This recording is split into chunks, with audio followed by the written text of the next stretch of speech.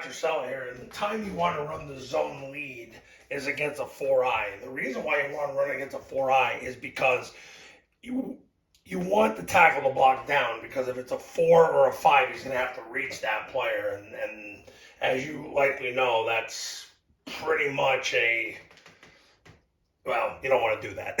So you always want the tackle blocking down. So that would be the time to run zone lead if you get a 4-eye. So you block down to the 4-eye.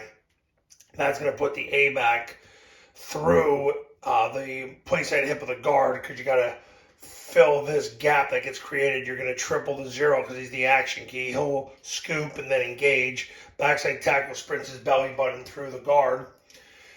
Tackle's on the 4-eye, left knee in the crotch, left forearm to the stomach, 4-inch northbound step. Sure, you could use a hand too.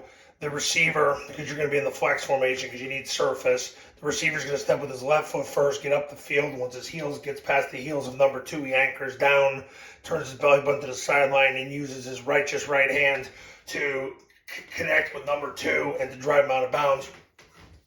The lead occurs where the B-back comes tight off the tackle's hip, and he's going to block the backer. If the backer runs over the top, if he doesn't, he'll end up on the safety. The A-back's going to run the pitch and block the corner. The backside receiver sprints to the goalpost, cutting off the half-field player.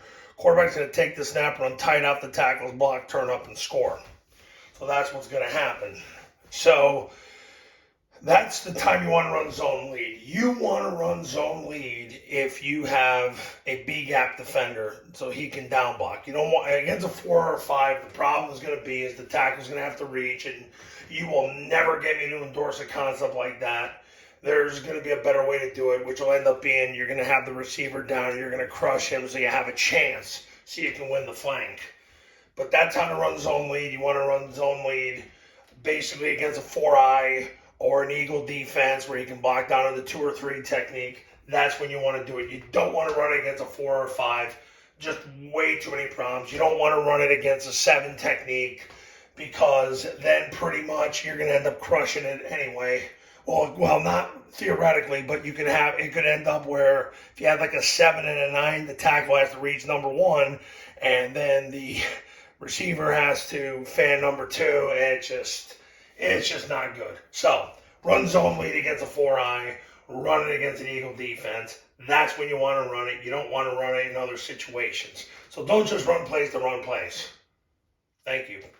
Coaches, you want to win more games in 2022? You want to run the offense the Army, Navy, Air Force way, the way they're doing it right now? Give me a call, because the Triple Option Football Academy camps are going to show you how.